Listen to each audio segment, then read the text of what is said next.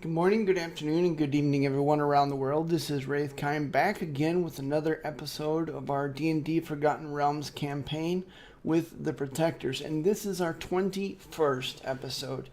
Seems like time is just flying by. In this episode, Emeraldi returns home to Eartheart to find out what happened to his mother, who he had received word that she may be still alive. So, without further ado, let's go ahead and jump right on in. Beetle wanted to do a couple things over the couple day period while we were waiting. Like Okay? just they don't have to be lengthy, but she wanted to do some research on trolls because she knows nothing about them. She's never fought them before, and we're potentially about to walk into a whole nest of them, and they sound kind of terrible. Dawn can tell you all about trolls. Does Beetle talk to Oh yeah, I Emeraldi asked about trolls? Emeraldi, I asked everybody. I even started asking people in the guild where we're staying, like, what do you Dawn know about tells trolls? you Dawn tells you a lot of incorrect information about trolls that is quickly disproven. You don't necessarily have to go anywhere, fortunately, because Emeraldi does know quite a bit about trolls, having grown up around them. He's very familiar with them. He knows that they're susceptible to fire and acid. He knows that they tend to be vicious and prefer to use their claws and teeth. They're very large. They Are speak they dumb? giantish. Most in comparison to you guys, except for maybe Dunn. No, just kidding. In comparison to you guys, they're not dumb as a box of rocks. They have a decent amount of intelligence, but they can't. Most of them can't read or write. Okay. That Preferring makes two of us. instead to hand down their history via rote. They are a civilization. They're not just dumb monsters. Okay. So there is kind of that facet to them. At least they are down in the south. You don't know if that necessarily holds true in other places.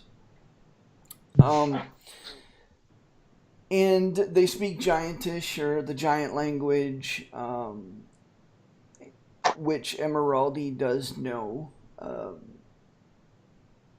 But aside from that, that is just about all that Emeraldi knows. Weakness. He knows just enough based on his own experience, based on, growing up around a place that every spring and every fall the trolls tend to raid. What Vikings. they happen to know of weaknesses of the trolls, given that? Yeah, fire and acid. Okay. Oh, That's the important thing Beetle- we need to know. Beetle wants to check the quartermaster's shop in the guild we're in and see if they have alchemist fire or alchemist acid for purchase. That's And she wants to, That's wants an to- excellent idea because I got no and fire she spell. also wants to make some more Molotov cocktails because she's down to 2, but she just bought a bunch more oil. I've Only got fire. Only I've got fire got on is demand. prestidigitation. I have firebolt.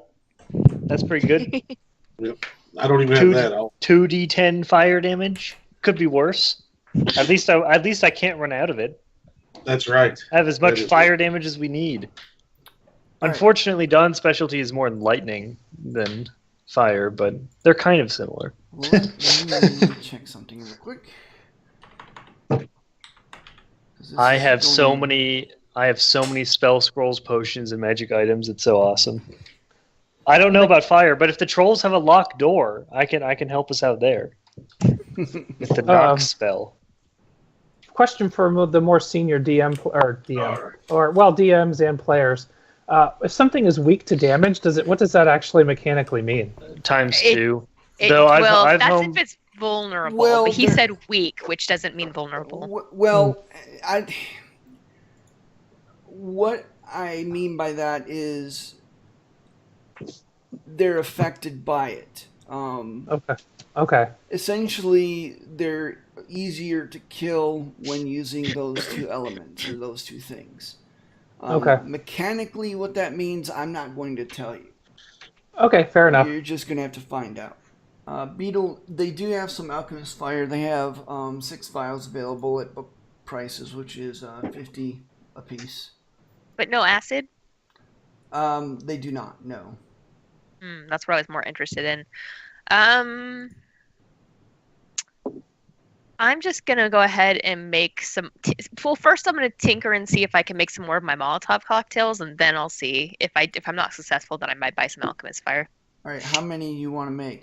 Keep in I mind want to it make takes an hour per one. right, but I've got like 3 days, right?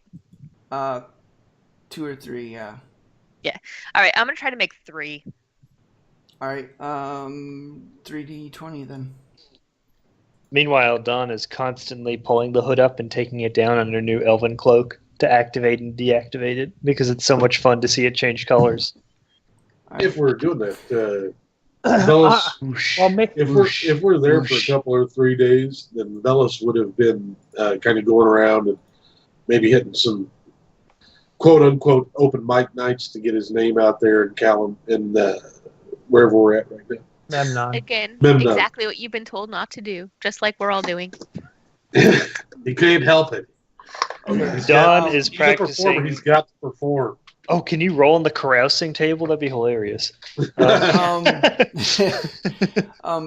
you managed to make 2 more. However, Okay. one of the attempts, you get about almost done, and the solution you realize was a little bit too corrosive, and it started actually eating the bottle you were using. So you had to like hurry up and get rid of it. You like threw it out the window, not thinking, like you were in a panic, like, oh my, it's gonna, eat through my hands and stuff, and you like throw it out the window. It goes through the window. Unfortunately, the window was closed, so it like splashes all over the window, and now there is like no window. It's just like corroded all the way. But hey, Can I mend it?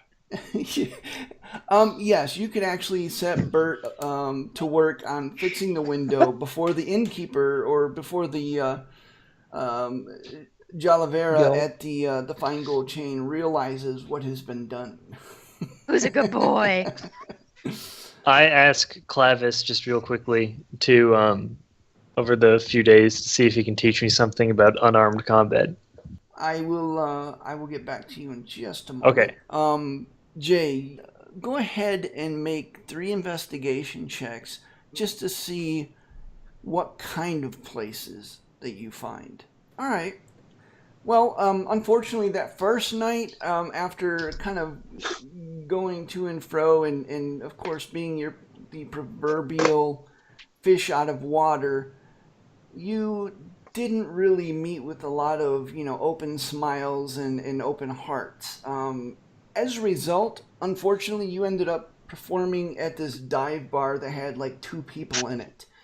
You walk away with that, with a few watered down drinks and a bad case of the itch. You're not even sure what happened, but it wasn't necessarily a good experience.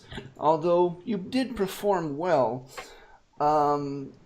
the 2 inebriated drunks there probably didn't even realize it.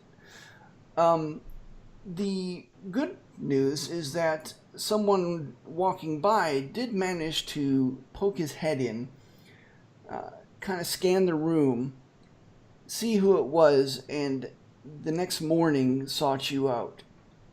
So for the next couple of days, you perform in a fairly decent place called the Battle the Axe Tavern, and the first day it wasn't too bad. You made a few gold, probably about you walked away with about 7 gold, which is in plus drinks. You always have something to drink, gotta wet your whistle.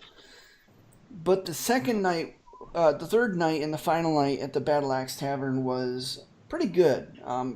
People have heard about your performance the previous night and started to show up, and you managed to just get a faint glimmer of notoriety in a good way, and you actually end up pulling away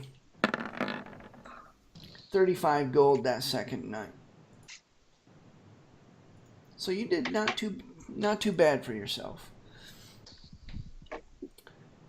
In the meantime, Don Clavis does agree to show you the finer works of archery, because that is essentially who and what he is. He's an archer at heart, being able to fell a stag at 1,000 paces, that kind of thing. And so you guys spend a good deal of time over the next few days, as much as Don cares to, learning the finer points of archery work. Okay. Banner, what's Banner doing for 3 days? And I already made. Well, he made his eye patch awesome. I made the rolls for that before. So now his gem. What color is it? Is it like a pink? It's like a translucent green color. Oh, so now he's got this eye patch that kind of looks completely. It looks like a real eye patch. It kind of wraps around his head, and he's got this green gem with the hands holding it in gold over his one eye. Yep. And he's got.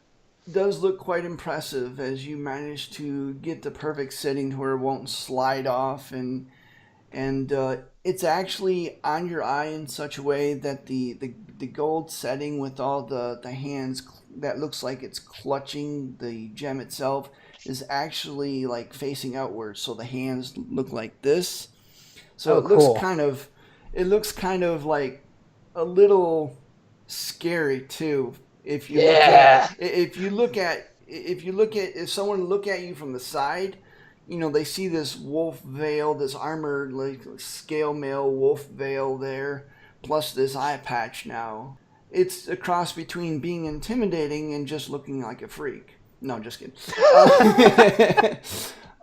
But yeah, you definitely look a step more intimidating than you did before. What's Emeraldi doing for 3 days? Emeraldi wants to do a couple things. He wants to see if someone can make a cloak for him from the Chimera fur, and how much that might cost. Okay. You are able to kind of talk to one of the local tailors that kind of rose to the challenge a little bit and was able to pretty much create the cloak for you at cost, which means that it only costs you a grand total of 2 gold.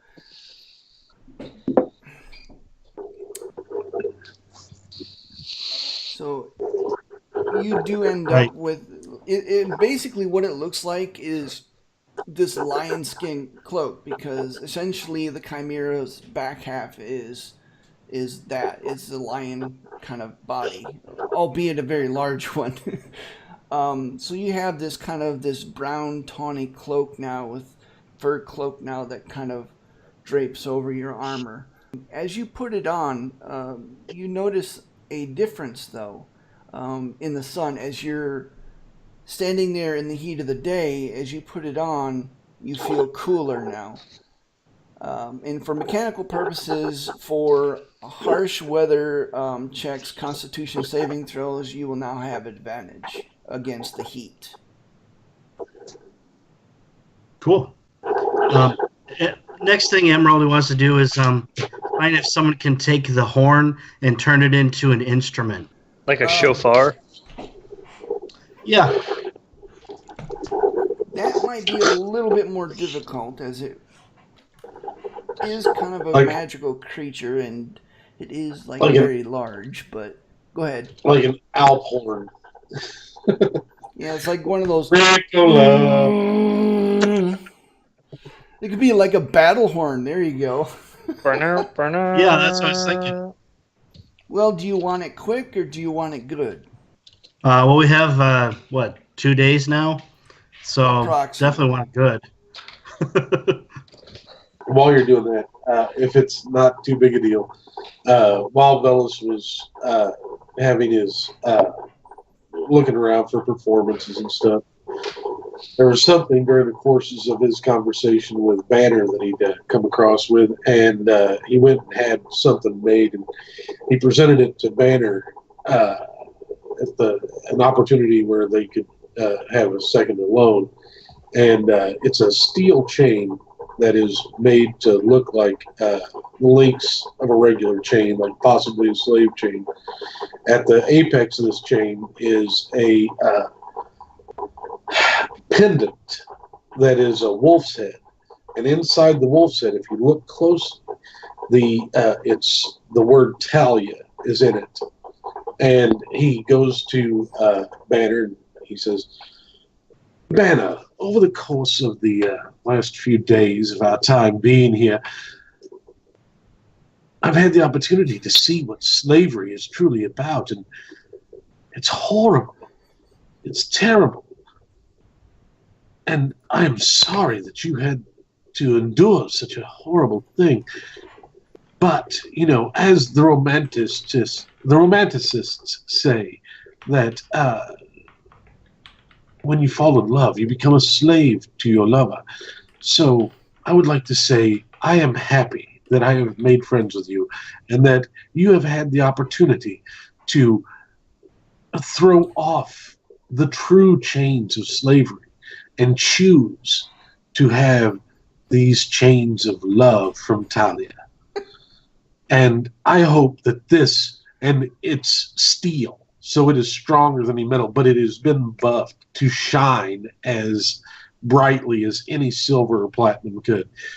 I hope this is worthy of your love for Talia. And if not, then throw it away. But you are my friend, and I thought this would be fitting. Banner Sorry. grabs it. He takes in what you're saying.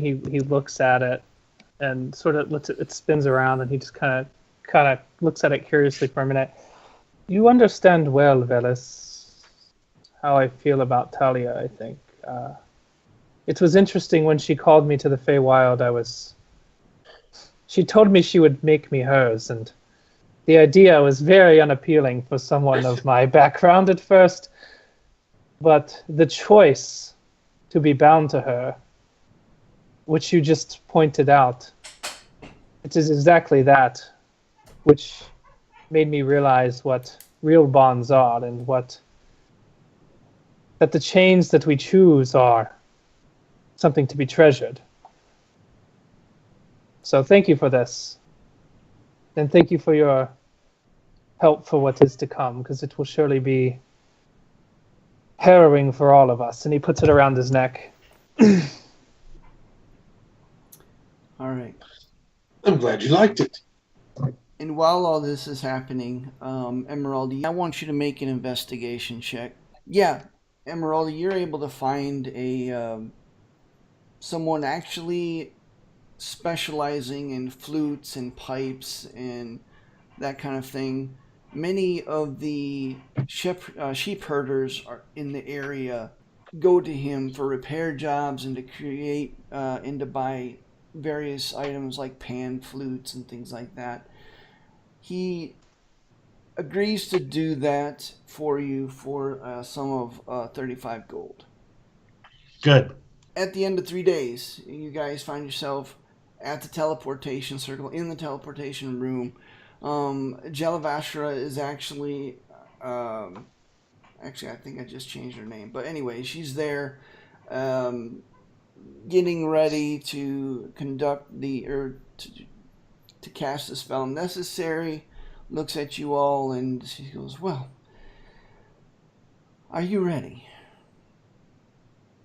There's no time like the present. Banner steps forward onto the circle. I don't know. Can we all go as one group, or is it one at a time? No, you all go as one. I step on it, and after a few moments of nothing happening, I look around and I go, what, is it supposed to do something? Right in the middle of her saying that, you all feel this kind of lurching sensation as the world rock, and then all of a sudden it blinks out of existence. And just as quickly, you find yourselves in a small, dimly lit room as a part of a high-ceiling, canopied tent of purple and gold set upon a granite floor. Etched within the floor as you're looking around in your new surroundings, a very new teleportation circle. As you take a moment to get your bearings, the curtain separating the teleportation room from the rest of the tent is swept aside by a black-haired dwarf in a well-oiled beard wearing red robes. Thought I heard something. Welcome to the Hammer and Anvil, laddie. And lasses, excuse me. The newest branch of the fine gold chain. You, I may add, are the first to come through the teleportation circle. Well, I can say it worked very well. I think. I checked my arms and legs. Is everything here? Yeah. My name is Brunswick Hornpike. At your service. Well, we're not having very much stuff in the shop at the moment. If you need something... That's quite all right. We're just passing through. Thank you. Yes, well, stay out of trouble. Well, Emeraldi, care to lead the way? This is your territory. We've got your back, Emeraldi. Well, I need to tell the authorities that be that I'm back home, that the heir to the Hammerstrike Brewery is back. But suffice to say, I'm a little anxious to see. I do have family in the area, and, well, I wish to welcome you all to Eartheart. As you stand outside of the tent, the purple tent of the Fine Gold Chain in Hammer and Anvil, you all are standing on a broad cut stone street that stretches from the north or south to the north. You are in the middle of this huge tent city teeming with dwarves and humans of the Shar known as Sharan. Trade is brisk here, and the transient merchants come and go as they please. You also see a couple of leather-armored, zebra-striped centaurs bartering with a nearby dwarven merchant for a couple of spears, packs slung across their back. Down the street, you can't help but notice a trio of dwarves riding silver-armored lions with twin axes crossing their backs, bedrolls tied to their saddles, along with stuffed saddlebags as they ride slowly by. The lions kind of turn your way and sniff the air as they walk by. Oh, look at that! The Lion Guard. Oh, my uncle was in the Lion Guard. But I don't know what happened to him after the attack. I want a lion. How do I get a lion? You know for certain that they do not sell lions. That is just for the Lion Guard, specifically bred for war. As a matter of fact, to the northwest, you guys see miles of impossibly thick gray stone walls rise up from the flat plains of the Shar, with each length of the wall anchored by a wide square tower topped with trebuchets resting on a mechanism allowing them to be rotated quickly by a series of gears and cranks. Along the battlements, arbalists can be seen peeking through the crenellations along with patrolling and watchful dwarves. Emeraldi wants to go back to Brunswick Hornpike and ask him where or who I should start talking to, at least to reintroduce myself back in the clan system, and who to talk to might know more about what happened several years during the attack. And possibly maybe even trying to set up an appointment where Velas can tell one of his fabulous stories to the king. Okay. As you re-enter the tent, Brunswick kind of looks up. He goes, back again so soon? That didn't take so long. Be another 100 gold to get out of here. No. My name's Emeraldi Hammerstrike of the Hammerstrike clan. I'm one of the perhaps lone survivors from Mithril Point. I'm back home now. Who would I talk to about about that attack a couple of years ago. I'm trying to find family and kin and trying to figure out if my mother's still alive or whether she was killed or enslaved by trolls. Well, Hammerstrike. I heard about that. The destruction of Mithril Point, wasn't it? Yeah, and the destruction of Hammerstrike Brewery, as far as I know. I was a much younger lad then. Well, best bet is probably talking with the, or maybe even the commander of the Lion Guards. I don't know, you might not be able to get in with all these people. He kind of nods towards the rest of you. You know our Never mind policies. them. We're an adventuring party called the Protectors. We have done some good business for our cousins to the far north in Mithril Hall. Perhaps you've heard of those mountain dwarfs up there. Of course I've heard of Mithril Hall. Battlehammer clan. King Bruinar. They're Nice guy. legendary. Well, let me tell you, Brustwick, this man right here, he points to Velis, he's a bard, and he gave an amazing performance to the king.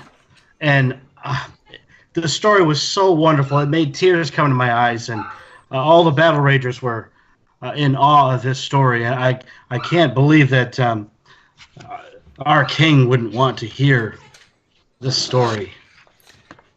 Battle Ragers? Are they as weird as they say? They're as drunk as they say. Well, I tell you what. I do happen to know the commander of the Lion Guard personally, Nundik Firebeard. One moment. And he steps over to a table and pulls out a parchment and dips his quill into ink and pens a quick note. And as he does so, kind of looks at you, counts real quick, and continues writing. Dries off the ink and hands it to you, Emeraldi. He goes, "This'll get you past the front gate. But don't tarry too long. Keep these folks out of trouble and you should be fine. Talk to Nundik. If there's anything that goes on beyond these walls, well, beyond the walls of the Eartheart, you know that the Lion Guard probably know of it. He's probably your best bet. May Beranar bless you. And may Morden bless you." As you guys approach the main gates to the city, you see 6 heavily armed and armored dwarves arrayed around the gate, each wearing full dwarven plate that gleams in the sunlight, along with an equally gleaming rounded helm with eye holes. Each guard is carrying heavy two-handed weapons of various sorts, some carrying large hammers, others carrying axes, one carrying a large two-handed sword. With each of them having more swords and axes and hammers sheathed around them, a couple on back, a couple around their waist. You see crossbows kind of leveled in your way, casually so, not threateningly so. But you get the feeling that the entrance to the city is very well guarded and very carefully watched, and has been, Emeraldi, for thousands of years. As you get a little closer, the lead guard there, looking like a sergeant, holds up a gauntleted hand and said, "Ho there! What do you wish?" Name's Emeraldi Hammerstrike, Paladin of Beranar Truesilver, and these are my compatriots, the Protectors. I have come home after a couple of years, perhaps one of the few survivors of the Mithril Point massacre. I'm here to claim my heirage and see if I can find family and kin. Hammer strike, knee knock. It's been a couple years since we've had that. So you're a hammer strike, huh? Yep. Well, I can let you in, but without a special pass, I can't let these others in. Would this be the pass you're looking for? Emeraldi hands the paper to him. He takes it from you and kind of glances through it, stops at the signature and looks confused and reads it again, and then looks down at the signature and kind of shrugs and goes, "Well, that'll do it." And he hands it back to you, and he waves to the other guards who, at the top of the battlements, who then one of them calls down, "Open the gates!" And the large steel gates just kind of and slowly kind of open. And as you step inside, you're greeted with a much larger city than what it looks like from the outside, as low beam ceilinged houses are everywhere that you can see. Emeraldi, a lattice work of bridges and roads and stairs as they delve ever deeper into the earth, and it goes in steps with the houses and residential areas and stuff closest to the walls going out several hundred yards, and then it's cut down into, and it's kind of a tiered formation. You know that towards the back or the northwest side of the city where the Great Rift actually is, the tiers continue down all the way to the bottom of the Great Rift. In the distance to the north, you see the great fortress that is the center of the steel shields, that also serves as kind of a guardway.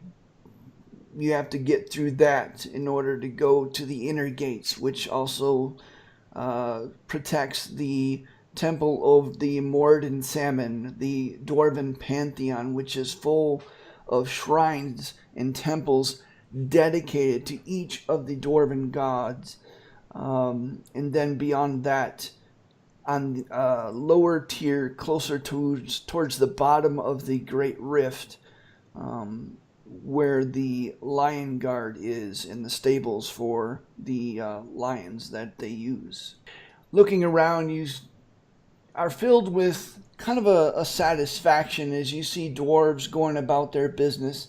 Sturdy dwarves, fat dwarves, all kinds of dwarves, and some are going about on carts, pulling carts along. Some are just dressed really well to do, but most of them are dressed like workmen. They're very practical people, and they're not presumptuous. At least most of them aren't. The only presumptuous ones that you actually know are those of station, and even then they tend to be low-key and fairly humble in their origins. Everywhere you look, it's the signs of peace and of contentment, with the occasional dwarf stumbling out of a tavern here, and you know for a fact that there's over 200 taverns here in Earthhome, fully half of which used to serve Hammer Strike Knee Knock. As you're going along, you see a lot of very well armored, more of the steel shield guards, the city guard that's over. You know that there's at least the last time you knew, there was at least 2,000 Dwarven steel shields in Earthhome alone.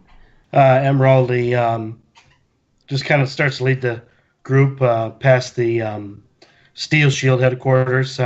He wants to take a brief stop into the Temple of Moradin Summon and pay his respects to Baranar for a safe journey, and also to maybe enlist the help of priests of Baranar or any paladins of Baranar for searching out his mother before we go to the Lion Guard. Okay.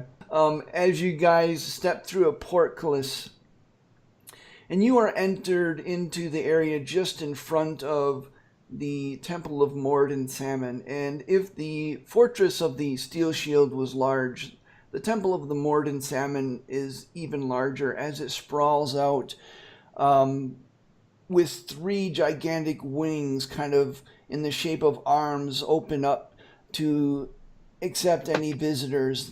Gardens that are just gorgeous, green grass and trees, and sculptures of huge anvils and statues of the gods line up this cobblestone pathway as you enter in this colonnaded area. And in this colonnaded area, you step in, and it's like this black marble flooring that's glistening and reflective, and everything is austere. As you step in, you see a few dwarven priests in various colors. You see the Morden priests in their blue robes, and you see a couple of other priests in in red robes. Emeraldi, you see off to the right a priest, a dwarven woman in white robes, being the color of Beranar, as she seems to be engaged in conversation with the priest of Morden. You see off to the right and left shrines of each of the dwarven gods kind of lining their way, but in the center there's this dais where it goes up about 20 feet, and on this dais is this huge altar, and behind the altar an amazingly large statue that fills up the entire end of the temple, where it shows Morden hammering, and it looks like he's hammering the world on an anvil, and there are a lot of other priests there talking, and a few of them look like they're engaging in some counseling. Some of them are heading off to the left as they go into some of the private chambers. What do you wish to do? Emeraldi wants to approach the Beranar priestess, and as he gets closer, he kind of does the Beranar holy gesture to her. As you approach her, she kind of looks up, and she cuts off in mid-sentence as she sees you, and she kind of raises her eyebrow. And you recognize her. Emeraldi looks closer. Her name is Gruna Grumbleflayer. She was one of the priestesses there in the Shrine of Beranar for years and years. Matter of fact, it was the first impression that you had of Beranar was her. Very motherly looking, with black hair and streaks, gray streaks through her head. And she goes, "Oh, Emeraldi, I thought you." It's me. I thought you were dead. Emeraldi takes off his ogre tusk Beranar helm to show respect, and so she could really take a look at him. Gruda, I'm home. I thought you were dead. No. I mean, your uncle came to Eartheart, and he said that the Mithril Point was under attack, and then he had some important information. Well, when they finally did send someone out there, everyone was gone. Your father was the only one we found. Well, the rest, well, you know what they do. Yes. But that's why I'm here. I'm home. After I had left the brewery, I came to Mithril Point and saw it was destroyed. Buildings on fire. bodies laying everywhere. It was terrible. Emeraldi starts to emotionally choke up, and I just didn't realize this would cause so much emotion for me. She Uh, she lays a hand on your shoulder and she goes, "You're home. It's okay. But I don't understand. Where have you been?" I'm well. My parents they told me to leave because the trolls were attacking, and I made it to the village and everyone was dead. But I found laying against the fountain, Darren Shieldbash, one of our mountain cousins, a paladin of Baron R. True Silver, and I nursed him back to health, and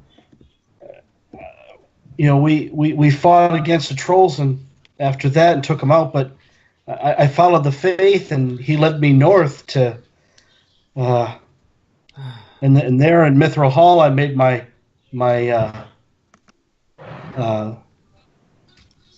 devotion oath to Baron R. True Silver, and I've been a paladin of hers since then.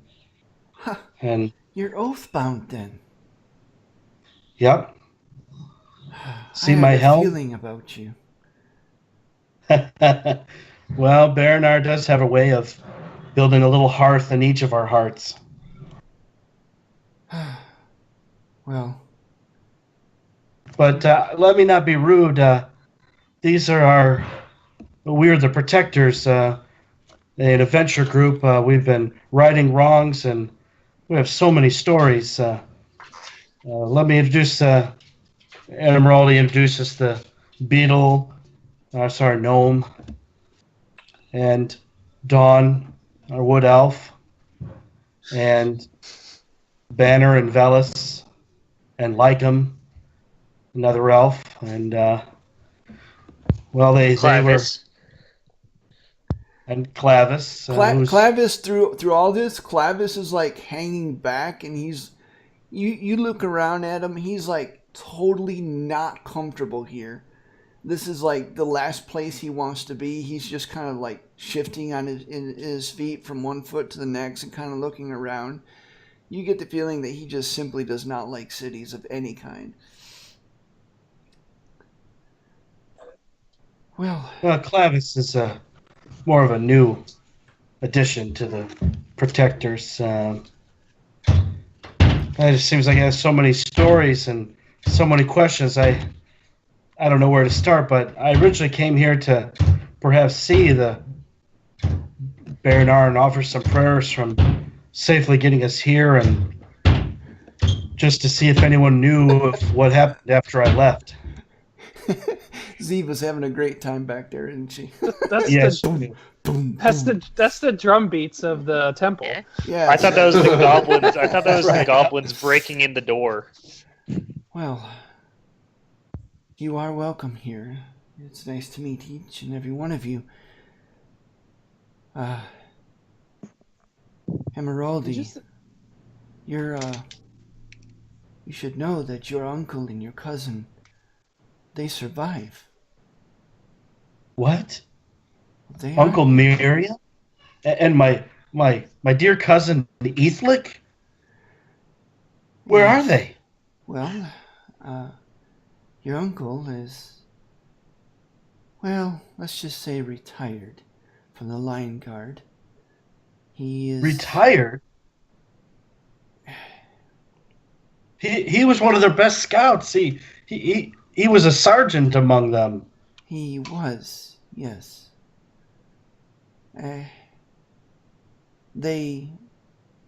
Let's just say that with him leaving the Mithril Point and then the trolls attacking right after he left, it brought up a lot of uncomfortable questions that, well, he's not a sergeant anymore. He was demoted and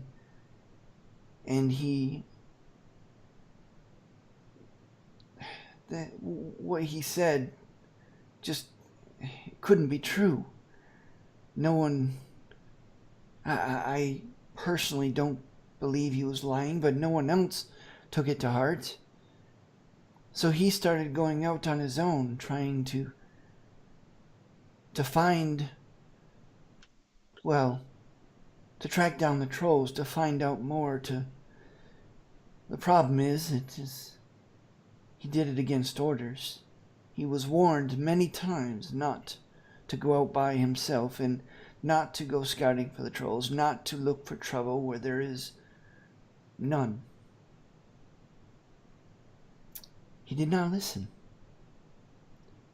And to add to his troubles, he drank more than a dwarf should.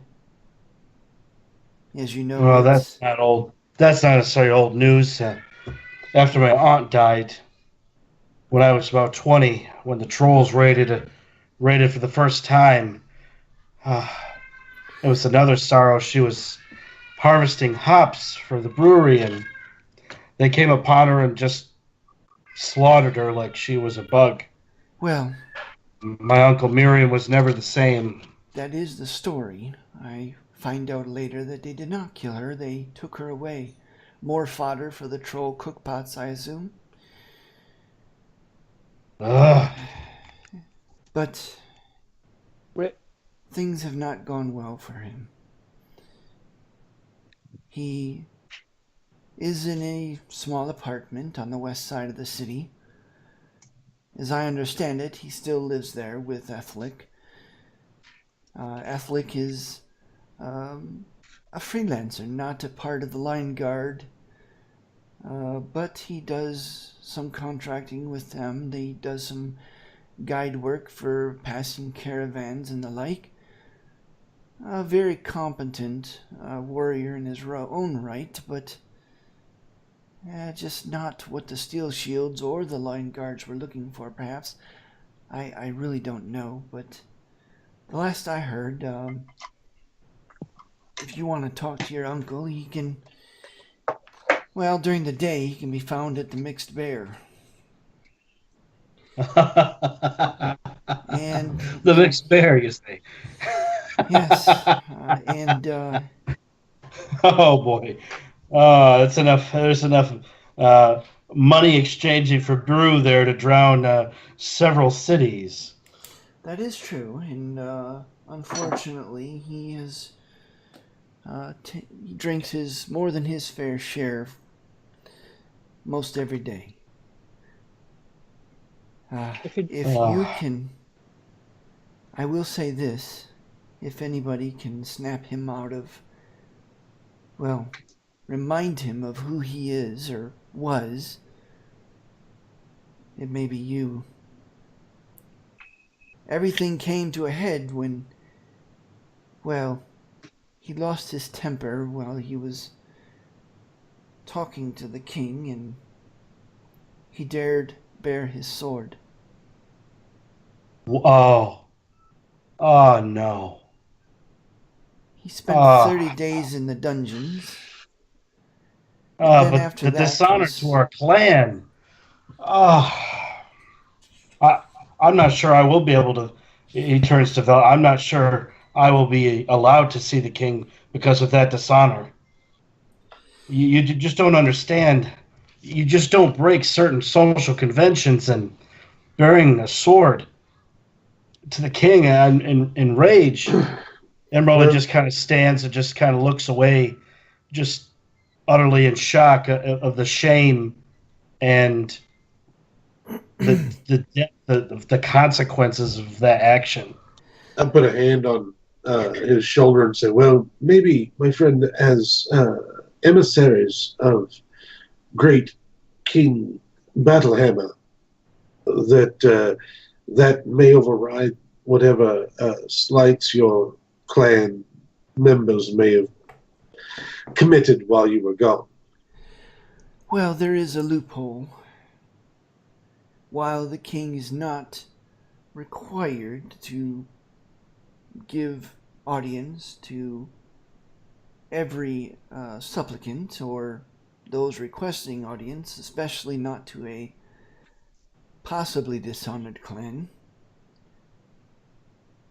he must give preference to a paladin of Baranar. If an audience is truly what you wish, but I would warn against that. I think an audience without something to offer in return would be short-sighted.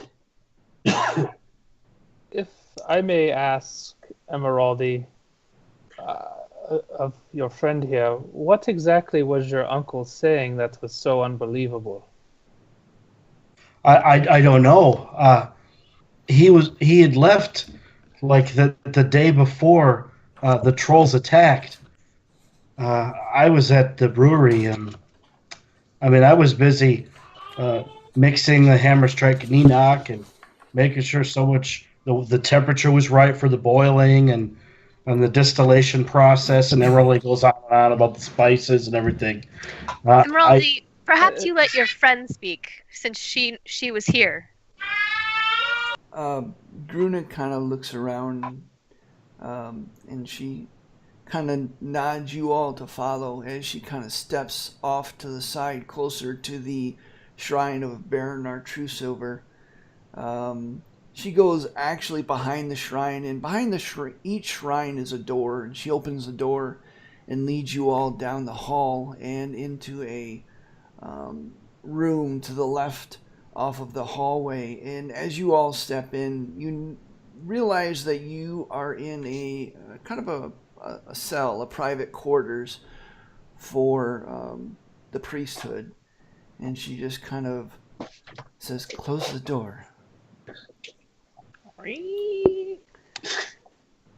Gruna, I think I've just been a little bit emotional, but perhaps my friends, they are very inquisitive and oftentimes can ask really important questions. I look at the group and basically kind of offer for them if they have questions to Gruna to go ahead and speak. She holds up her hand as if she's trying to get a word in edgewise. She goes, I understand you're upset, but I don't have the information you're looking for. All I can tell you is that he claims, and I still can't believe it, of course, but he claims that amongst the tracks of the trolls was a set of footprints belonging to dwarves, or a dwarf, dwarven work shoes or boots. As hard as that is to believe, he said that he followed it for miles and miles from the forest to the south. I one of us giving information to the trolls? Well, like I said, I mean, they've fought against us for thousands of years. Who could do something like that? Well, now you understand why it's unthinkable. Such an occurrence.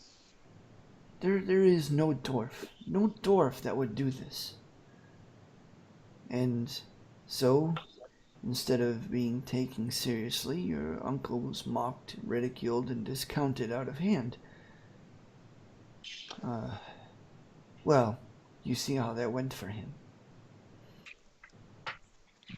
But on the other hand, I mean, if he saw footprints, I mean, our boots are unique to anybody else's footwear. I mean, but... well, and like I said, he came on the heels of the destruction of Mithril Point. Him and his squad. And, well, just the timing of it all. You understand. Yes, I do. After he lost his credibility, well, naturally no one bothered to follow up on this. Why would they? So... But I must tell you, when I took my oath, Melkor came to me in that vision. and he told me Melania was alive.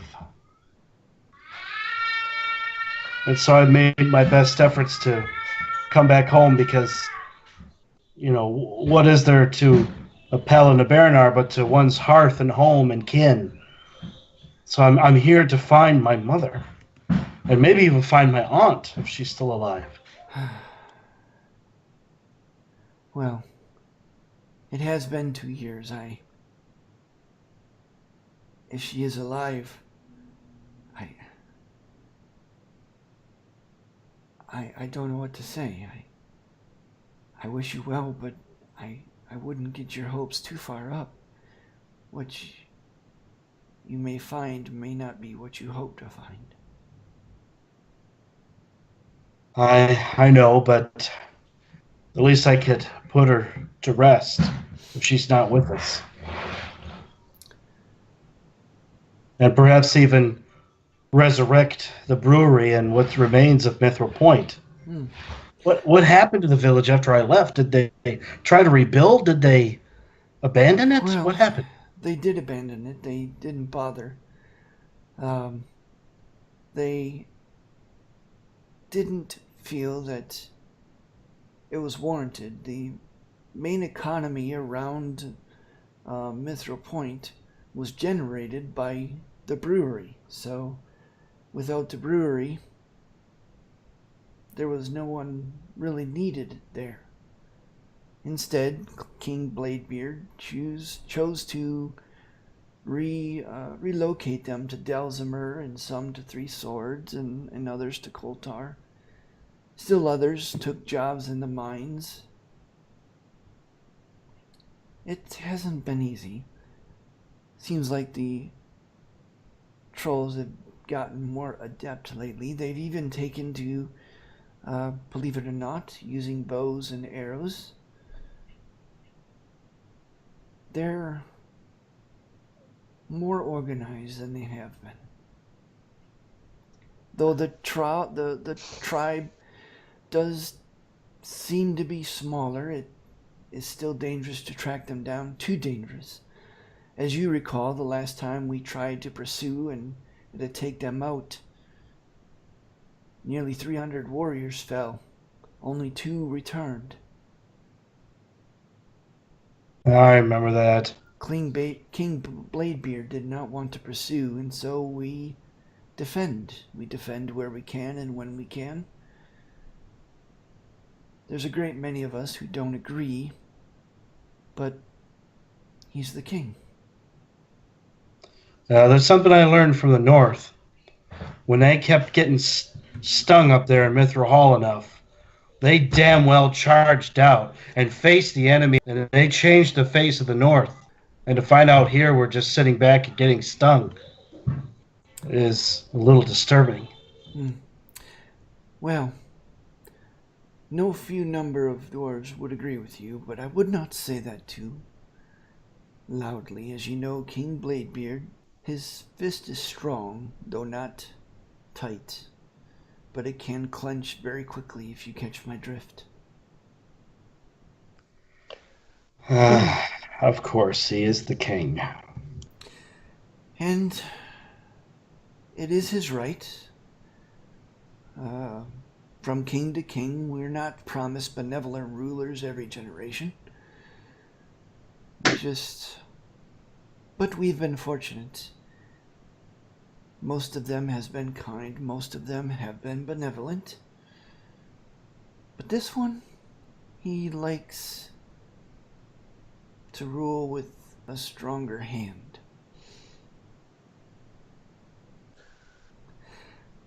Well, I would love to keep talking, but I'm sure that you have places you want to be and people you want to talk to. If you could perhaps just do me a favor and send a pen and letter to Delzimer and anyone in the mines and Three Swords that I'm in the area, and just let them know I'm alive. That would be a blessing in itself. Well, I will do so. The Hammerstrike clan still exists. You are but one family of many, after all. But they have been scattered, and quite frankly, after what happened with your uncle, I believe that was quite a calculated move to diffuse the clan's power. How convenient. Well, that's, dwarven politics barely exist, but they do exist. As far as your uncle, like I said, you can find him usually at the Mixed Bear. If you don't wait too long, he won't be too drunk. Maybe you can catch him before he drinks himself into yet another stupor and makes an embarrassment of himself yet again. Emeraldi, if you can help him.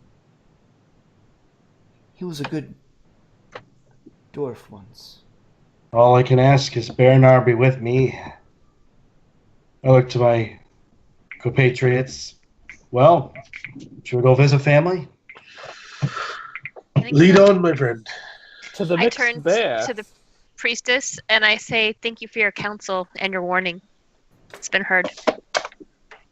Well, one last thing then that I would say is, Emeraldi, walk softly. Walk very softly.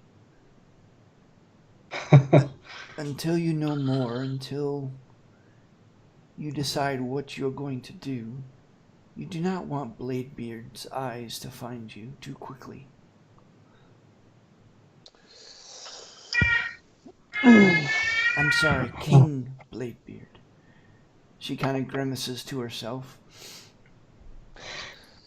Well, thank you. I go out and give her a hug. It is agreeable to see you again. What happened to your daughter? She kind of arches her eyebrow and she goes, Well, my daughter is now a part of the Lion Guard herself. She's on a 2-month patrol at this moment. Shall I tell her you inquired after her? Yes, that is agreeable. I'm sure it is. She kind of looks you up and down now with a new eye. Well, maybe I will.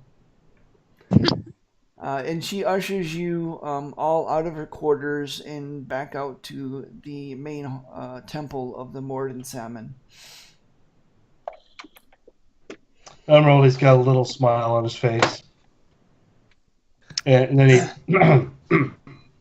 So, Emeraldi, well, what's her yes. name? Indeed. Yeah, what is her name? Glenda. All right. So are we off to see your uncle then, Emeraldi? And then Yep. possibly make our way quietly out of here. Glenda Gumbleflare. Well, let's see if I catch my uncle, and then perhaps after talking with him, maybe if we have time, we could go to the Lion Guard. But if what Grunella says is true, perhaps I could make some waves talking to them. But at this point, I just want information. I want to know who Let's see knows what we what. find out at your uncle's Emeraldi, first. I think we should perhaps move with it's haste. wise. Yeah, perhaps it's wise once we find your uncle to get him somewhere private for that conversation. It sounds like we should keep our business here private until we get a much more full picture of what's really going on here. Yeah, that would be wise. Besides, there might be quite a bit of emotion, and it might make the other dwarves a little bit uncomfortable. All right. As we walk over to that part of time, Brian, that part of town, I would like to detach myself from the group a little bit. I'd like to hang back and keep an eye out to see if anyone is following the group. Okay. Actually, make a. I'm gonna pull my hood up and be stealthy while I'm doing it. All right. Make a perception check as you do so, and you guys take about 15 to 20 minutes of walking Okay, I'll get back to you in just a moment, Dawn. That was persuasion. Oh, Oh, yeah, no. perception is the same modifier. It's the same thing. They're both +6. Oh, yeah. Okay, I'll use it then. So, you guys walk for about 20, 30 minutes to the western part of town, and as you do so, excuse me, you notice that the buildings, while still looking sturdy and still looking very well made, actually looks less and less austere, more plain. You see several structures that are what are clearly apartments, long, low ranch-style structures with many, many doors in it. You get the feeling that this is where the dwarves who are maybe down on their luck, or those that don't make a lot of money live there. This is the poor quarter of the city. You do find the mixed bear kind of hard to miss. It has a large plaque with a figure of a standing Kodiak on it, and underneath black lettering proclaiming it to be indeed the mixed let me try that one again. The Mixed Bear Tavern. Wait a minute. I got a question. Mm-hmm. If we're in the Eartheart proper, the language on it may not be common. It may be only Dwarvish. You make a good point, and it is in Dwarvish. Unless anyone can read Dwarvish. Yes. Besides me. Velis, you can after kind of squinting and enunciating, you can definitely read it. Emeraldi, of course. I don't know that anybody else can read Dwarvish, but Nope. You do see it Emeraldi as claps Velis on the shoulder. Your pronunciation's getting about age 6. Pretty good. Well, it is harder for adults to learn new languages than children. Dawn, as the group is kind of trailing through the city, you do notice kind of this hooded figure. As you're walking by, you're looking down the alleyways, and it's striking kind of a parallel path. It doesn't look necessarily threatening, but after about 2 or 3 blocks of seeing him flit across the alley at the same time as the group, you get the feeling that he's kind of marking your progress to figure out where you guys are going, what you guys are doing. All right, I'm going to stay separate from the group and just keep tabs on him. All right. The rest of you... Trying to not be noticed by him. All right, actually make a stealth check if you're My hood's up, so I have actively advantage. stealthing. And anyone else has disadvantage while your hood's Yeah, up and too. people have disadvantage in looking for me. All right, I'm not even gonna bother rolling a perception because likely it's not gonna be reached. This guy isn't like a super dwarf or anything. What do your dwarf eyes see? So yeah, you manage. Are you just kind of hanging outside in the mixed bear, or what do you? What actions are you? Well, okay. since my hood's up, I'm not like mingling. I guess I'm like standing against the wall of one of the buildings and just like blending in and not moving. Okay. All right. Are the rest of you going into the tavern? Oh, but I would like to be able to see in the window so I can see the party, though. Or at least in their general direction. Okay, so just kind of keeping an eye in every direction, right? Right. Actually, you're surprised that Clavis is kind of hanging out there with you. He elects not to go in there. And his eyes are trying to take everything in all at once as well. Though for different reasons, as he looks nervous and uncomfortable. And you actually hear him grumble under his breath. I hate these cities, especially dwarven cities. Dirty, nasty things. Why can't they build them in trees like proper folk? I agree, but I mostly hate cities where people have it out for us, and I have a feeling that someone does here. Well, don't they always? We're elves, after all.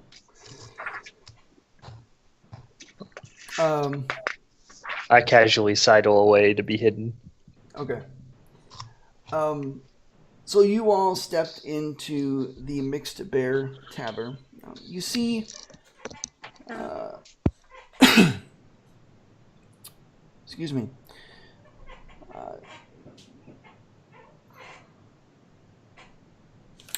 I lost my place.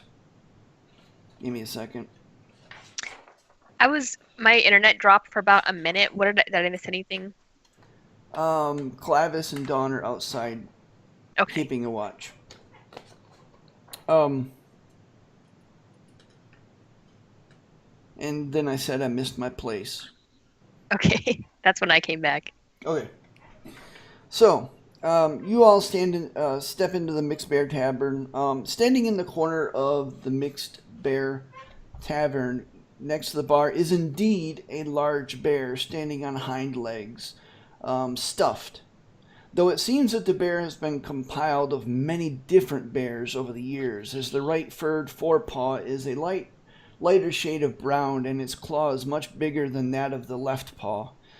The head, though still large, sports fur from a different kind of black striped bear, its muzzle showing off top and bottom canines easily 6 inches long.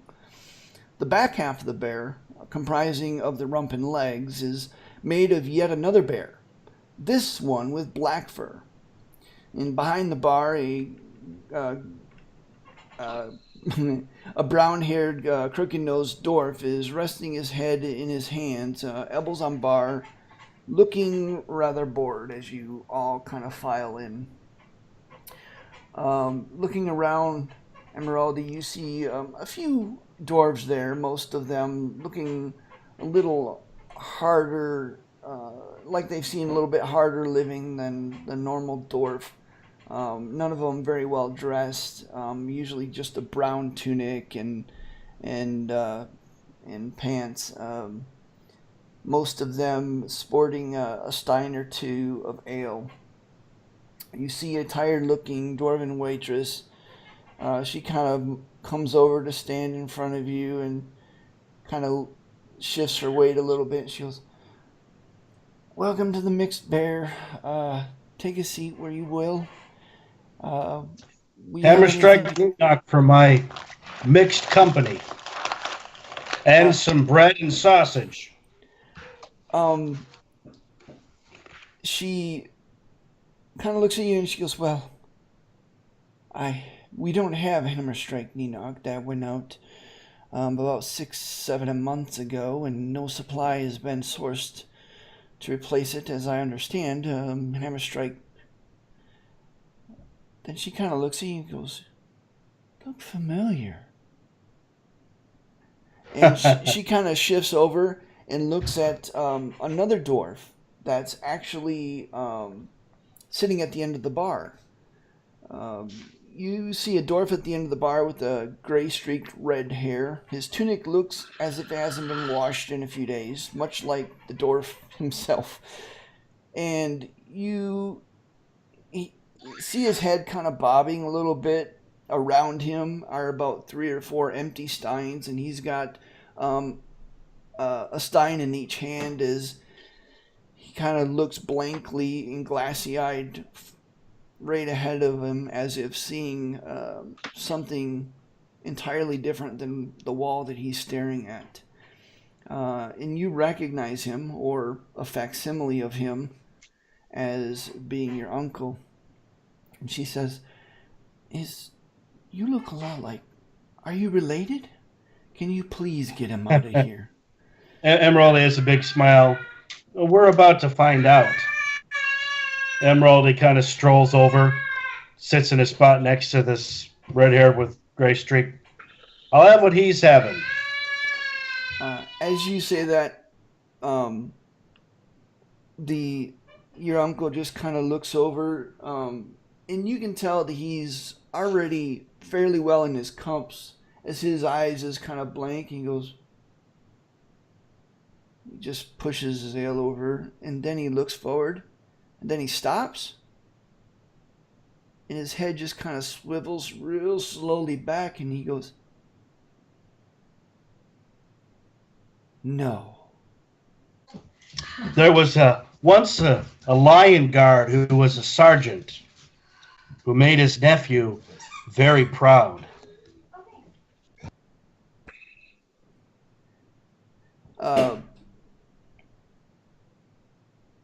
His eyes kind of get real wet, and he blinks a couple of times.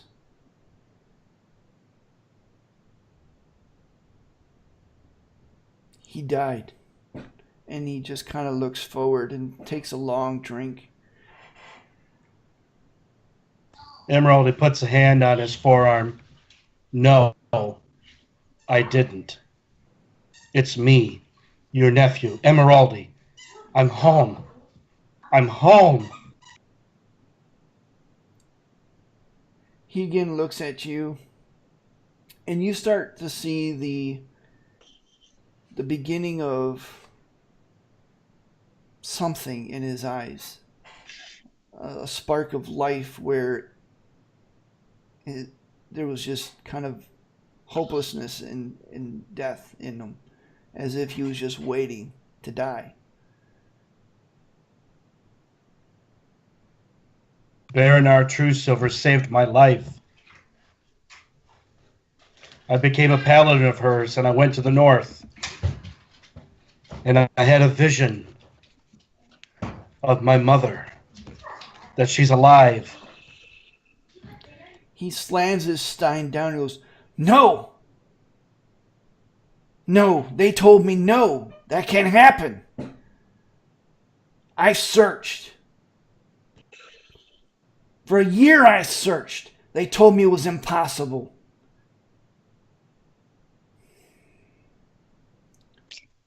Emeraldi, Beetle says, "Remember what I said before?"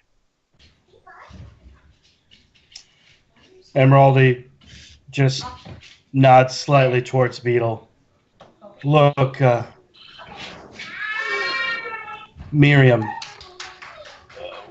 why don't we talk somewhere more private? We could save a more stronger family homecoming, maybe when we've all gotten some rest. How about we meet you in the morning? My friends and I we're hungry, and I think some of them are itching to explore the town. What's your apartment number? Not hard to find. It's that hovel next door. Or we could go now and talk now. He takes another long swig of his stein and empties it and slams it down. He kind of looks around. He goes, "Give me one to go." And he just kind of snarls it out. Look at the barkeep. Can you give us an order of bread and sausage to go for me and my companions with some ales? The bartender, thankful to be doing something instead of just standing there feeding your uncle ale after ale, kind of gives a curt nod and supplies the ordered food, and grudgingly supplies another ale to your uncle as well. Beetle presents her own mug. Made out of chimera horn. Oh, I was wondering what you're going to do with that, Beetle. A great drinking horn. And she hands him one. There's two. What? Emeraldi's got a big face. What? For me? One for me and one for you. Oh, Emeraldi Happy homecoming, dumps buddy. the ale into it. Takes a big swig because he's got to try this out. All right. And as you do so, your uncle starts guzzling on another stein as if determined to get as drunk as possible as fast as possible. Emeraldi tries to kind of tap his shoulder. Come on, Uncle. Let's share some stories. He kind of gets up unsteadily on his feet. The the stool that he was sitting on kind of leaps out from under him almost as he kind of staggers on his feet and inadvertently grabs a hold of your pauldron as he's steadying himself. He goes, "It's really you." Can Emeraldi maybe use lesser restoration on Channel Divinity to clear him of his alcoholism? Beetle actually messages you, wait until we get him away from the bar. Okay, all right. Well, you can do whatever you want, yeah. So what do you want to do? We'll try to get him to his home, and then I can maybe try to sober him up with Baranar's blessing. All right. So, with a lot of help from your friends, because Uncle Hammerstrike, Miriam Hammerstrike, is not a small dwarf. He's very, very wide, and thanks to a great amount of ale every day, also his girth is much larger than it should be for a former member of the Lion Guard, as his knees kind of groan in protest as you all manage to get him back into his quarters, and you kind of like aim him and then just let him go, and he plops down into a chair next to a very small, rudimentary looking fireplace, and he just kind of groans. Oh. Could I try to use the Channel Divinity Lesser Restoration to make him more sober? Yeah. Hey, Okay. out of character, you can spend 5 points on your lay on hands to get rid of poison and disease. So you could probably Technically alcohol is poison, literally. So probably. So I have Lesser Restoration Oath spells, so I'll just use that. Yeah, you can use that too. And as you do so, he just kind of groans and like shakes his head as if to clear it. And he blinks up at you and kind of takes you in, probably for the first time since you met him, and takes in the group, and he goes, Emeraldi removes his helmet to show him his whole face and hair. "Well, Morden's balls, boy, you sure did take your time getting back here." Sorry, Uncle. I survived a troll attack and rescued a Darren Shieldbash, a mountain dwarf, of Baranar Truesilver, and took a liking to her teachings, and now I'm a paladin of her. "Well, congratulations, boy, while the rest of us in the Hammerstrike clan gets dispersed to the four winds."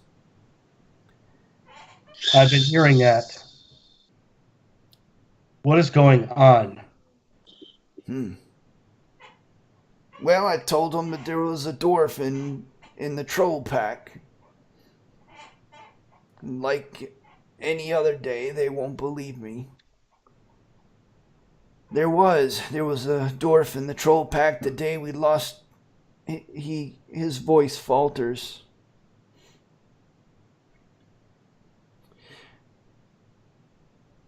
I wanted to follow him when they took my wife, and they said no, they wouldn't do it. Your father said it was too dangerous, that he wouldn't do it. And then, of course, there were some times my father couldn't see 10 feet past the brewery. Well, but he was hell on wheels when he wanted to get into a fight.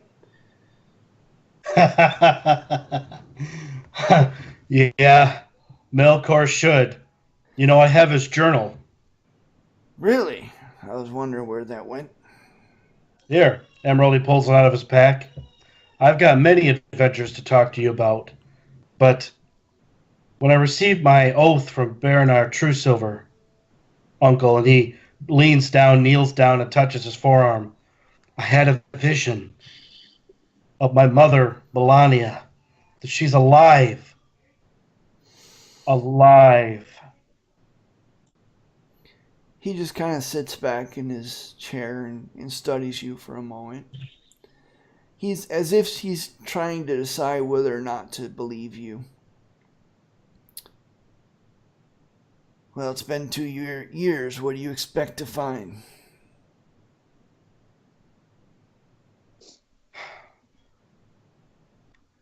The most, obviously, someone to hug. And the least, something of her that I can bury in the ground according to our rites and traditions and put her to rest.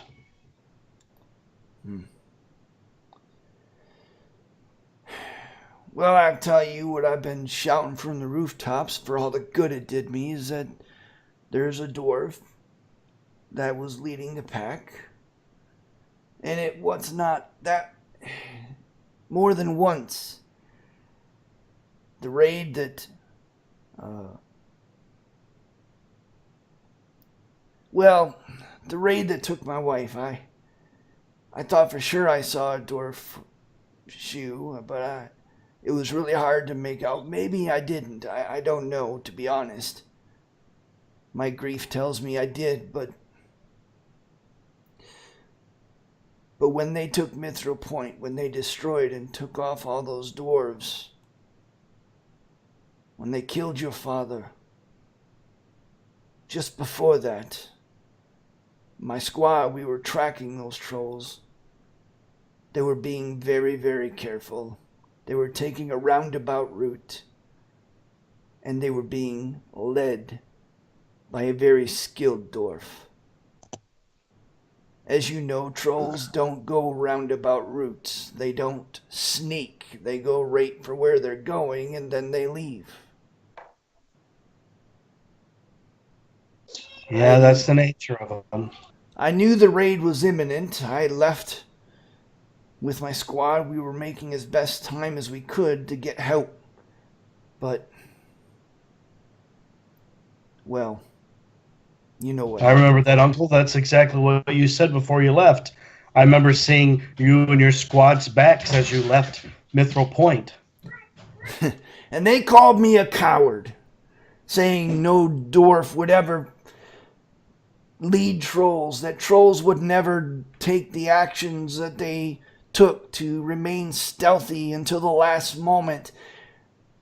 They accused me of making it all up so that I did not have to face the trolls again, saying that that I couldn't face them after my wife. You know that can't be true. That's not true. But Uncle, that was 30 years ago when they took your wife. And even then you thought someone was one of us? No. But there are other dwarves. There are other I know. dwarves. I don't know. I've met our cousins, the mountains, and I've met one Duragar dwarf in my travels. All I can tell you is what happened in that raid that one time, and that's there was a dwarf. He was being the leader, the scout for these. They made right for Mithril Point. They made right for the brewery. They knew where they were going. Did your family have enemies, Emeraldi?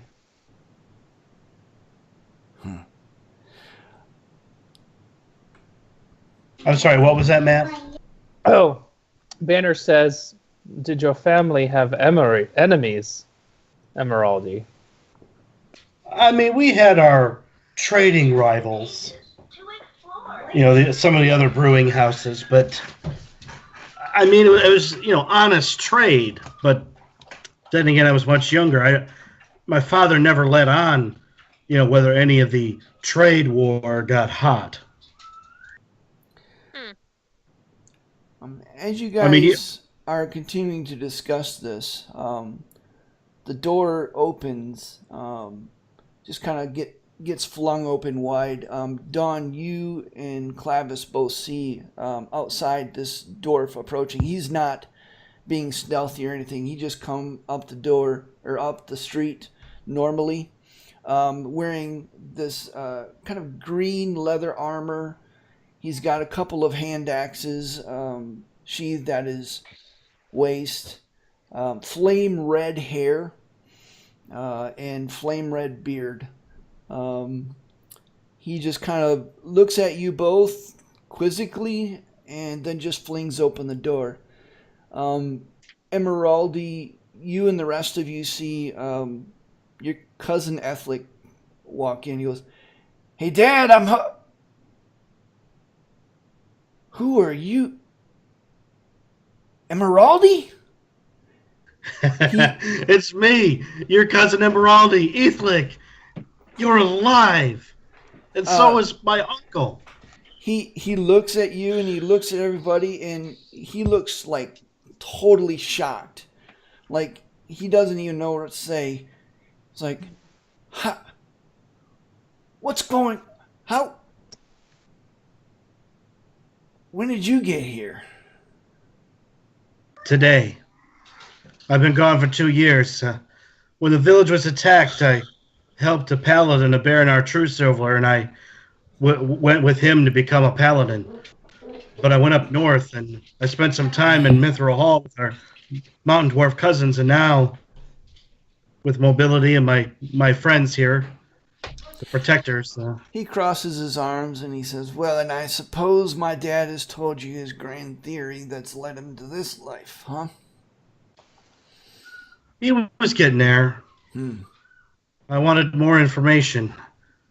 I had a vision about my mother and your aunt, Melania, that she could be alive. All right, and then you just tell him all that stuff. Yeah. All right. Can I insight check the cousin while Emeraldi's talking to him? Sure. Oh, I'm still keeping an eye outside for any suspicious figures. It's hard to tell. He obviously, I mean, you don't know him very well, and he just looks very shocked at seeing Emeraldi there, and genuinely shocked. You know, he's not faking it. You do. Other than that, I mean, no, you really can't tell anything else. As far as you know, totally genuine. Well, let me guess. You're wanting to know whether or not your mother is alive. Based on what you're telling me, you're going to go off after the same thing my dad's been going off after for 1.5 years before he finally got trumped out of the Lion Guard.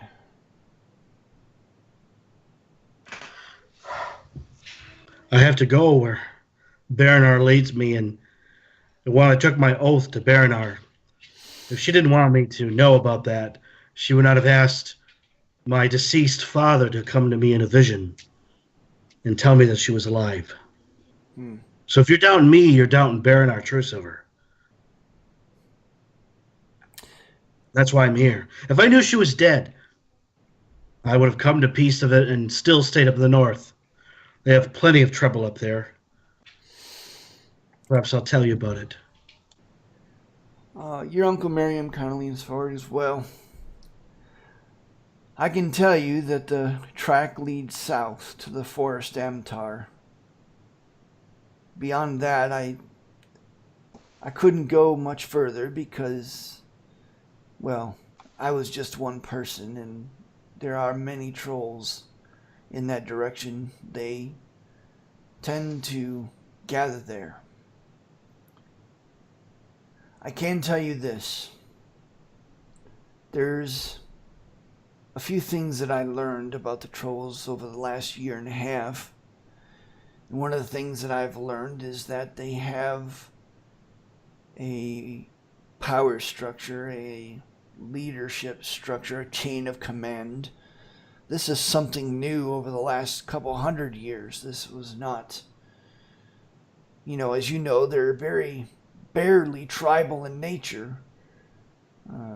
They get hungry, they just start eating each other, but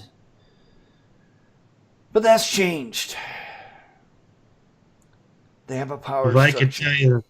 If I could tell you the changes in the north, there's now 2 kingdoms in the north, Mithril Hall and now an orc kingdom. that trades with the dwarves and trades with humans and or elves. But probably nothing like this. But the priestess, Glenda, said something about some of the trolls actually using a bow. Is this true? Yeah, a couple of them have started trying to do that. Yeah, it's really hard to do with their claws, but they manage to get a couple of lion guards every once in a while when they're being careless. As far as I'm concerned, the lion guard deserve it if they're being that careless. Look, you're determined to do this then. He's not She's my alone. mother. She's my mother. And it sounds like there could be others that could be possibly. We could rescue them and bring them home. I've heard recently that it seems like Eartheart and the surrounding areas have been stung an awful lot and not a whole lot of proactive actions. And that's one thing I learned in the North, is that when they get stung enough, they damn well paraded outside of their mountain and they charged in the face of the enemy like proud, brave dwarfs and defeated their enemies. They didn't stand and take the hits like a punching bag. Well, I can't. Velas grimaces. Ooh.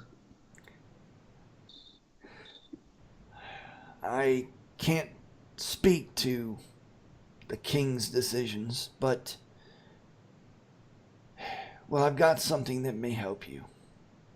It's something Before your you father Before left you me. go there, I was told that you had an unfortunate conversation with the king, Uncle. Affleck just did- kind of snorts. Unfortunate conversation. Well, that's one way of saying it. He tried to stab him in frustration, and needless to say, he ended up on his back with a bloody nose and a sword in his face. I don't see how you Better could in his think of it face as than in that his funny. gut. I don't see how you can think of it as that funny, cousin. Because it's not just him, it's all of us. All of us Hammer Strikes have a dishonor. As he bore steel in the throne room against his king. Speak for That must be. yourself. I've been doing just fine, quite honestly, and I never did see much money from the brewery after all. I've always been the scout, but I do take your meaning. I was just laughing at your understatement. I don't mean to be offensive. I just, coming home to all this information, it's been a bit much to process. Yeah, well, It is good to see you again, cousin. it's good to see you too. Too bad you waited this long to show up. At that, the uncle says, Ethlic, that's enough. And he goes over to his bed and pulls out this long case about 5 feet long.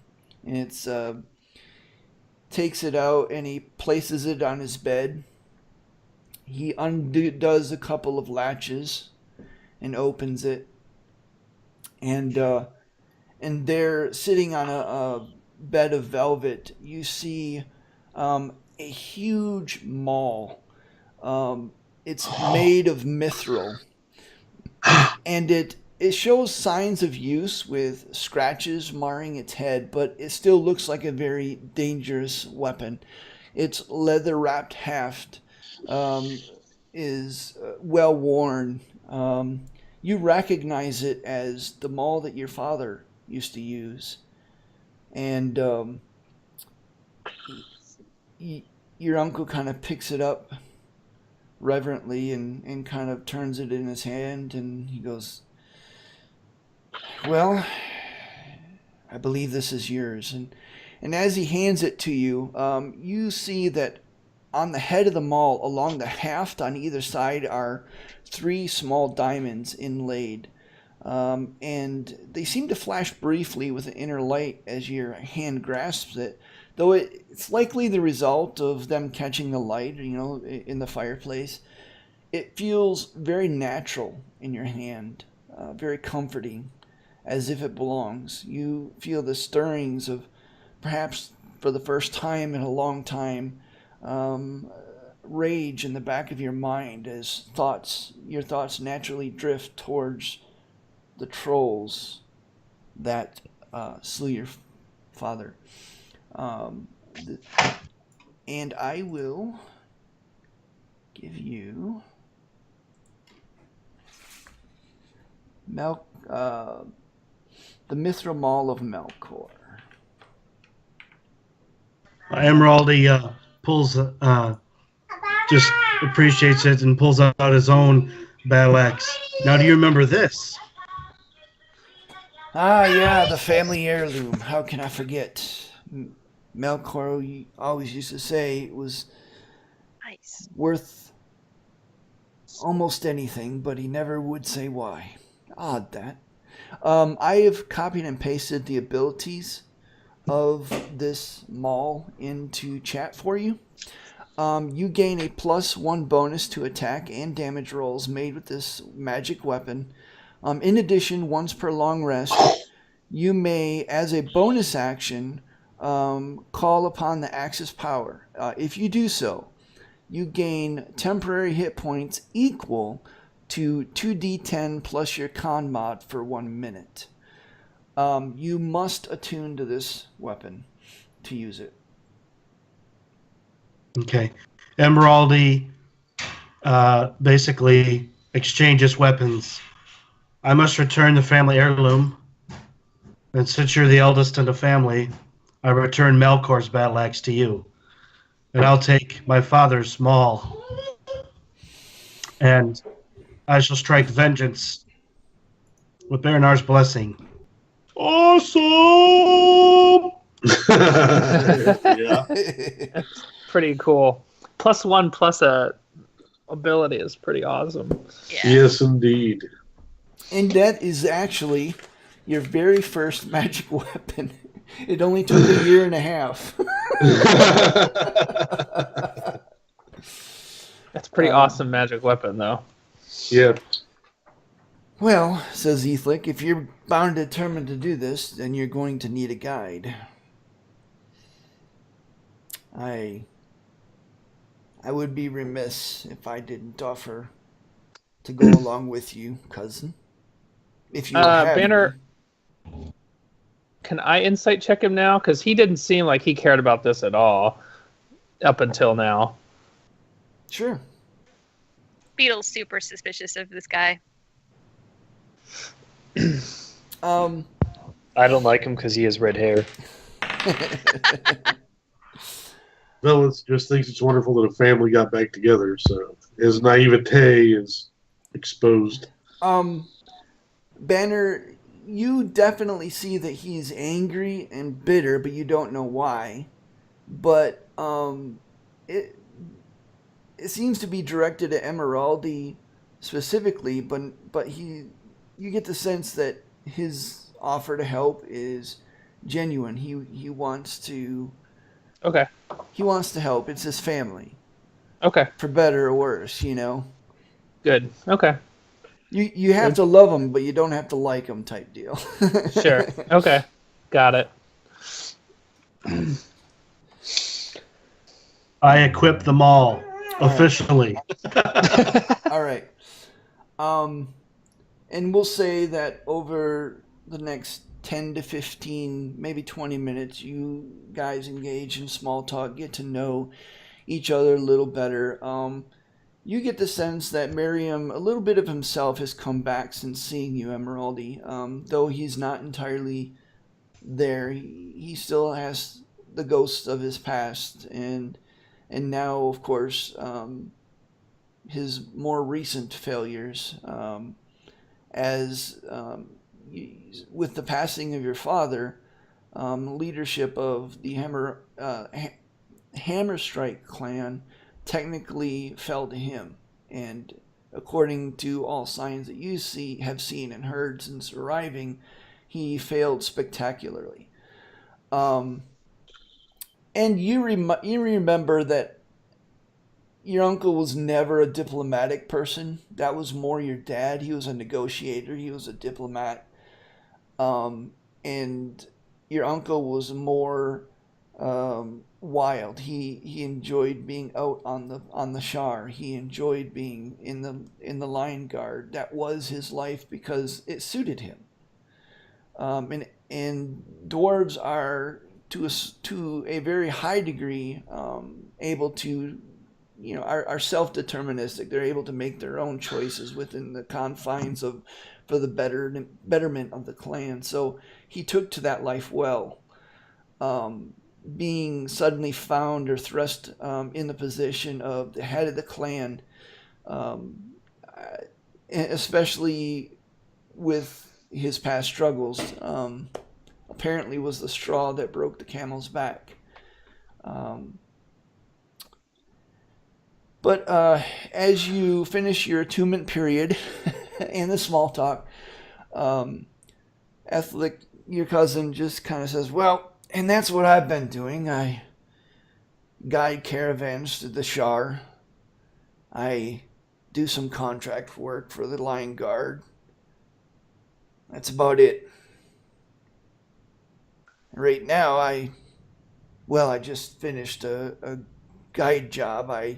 New caravan came into Hammer and Anvil. Look, if you're determined to go after these things, I've been curious. I've been wanting to know. Let's find out where they're coming from. Aye. Well, I've only been here for a couple hours. I do want to find out the truth, and I do want to find out if there's a remote hope that we could make a difference and bring returning people back to Eartheart here alive. I'm willing to take that chance, and I believe my friends here are also willing to take that chance with me. We are the protectors. And also, if there's a way we can restore your dad's and my uncle's honor to the king and people, that would be a good thing too. Well, I don't know about all that. That's a little over my head, but I'm sure that if you bring back the heads of some trolls, that'll go a long way towards something, at least.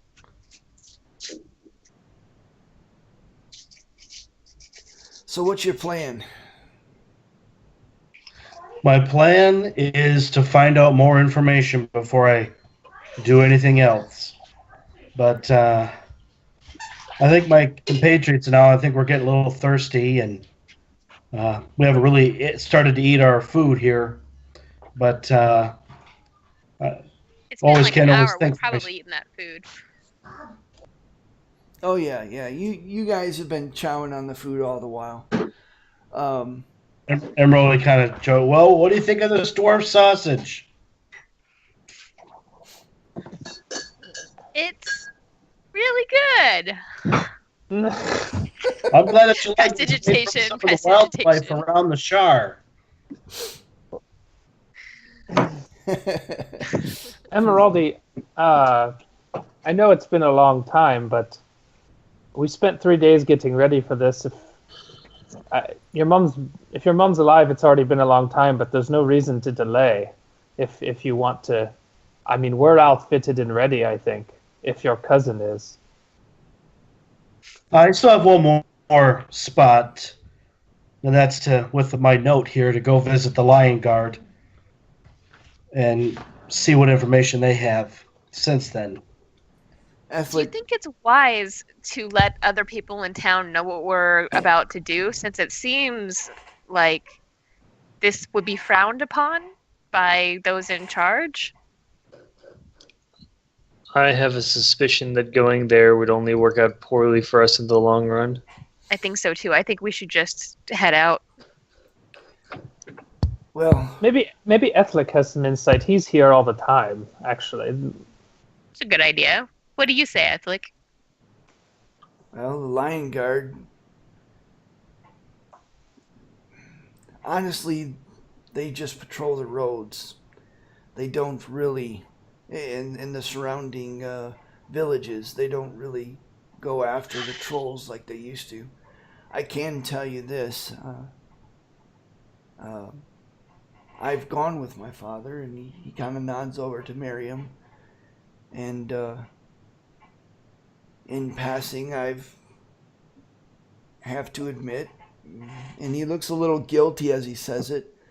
He says, "Well, okay, I did kind of track him down a little bit. There's a lot of troll villages, but it seems that there's one particular troll village or one particular place that seems to be the head of the snake, as it were." Well, how far away is this village? It's a couple hours, but I gotta warn you that, well, it's in the Forest Amtar, and there's this narrow pass that leads into, well, I didn't go any further. There was a lot of tracks and a lot of sign there, but I just felt uneasy. I was alone, and I didn't want to, I was afraid of going through that pass for fear I wouldn't be able to get out again. So, but if I had to bet,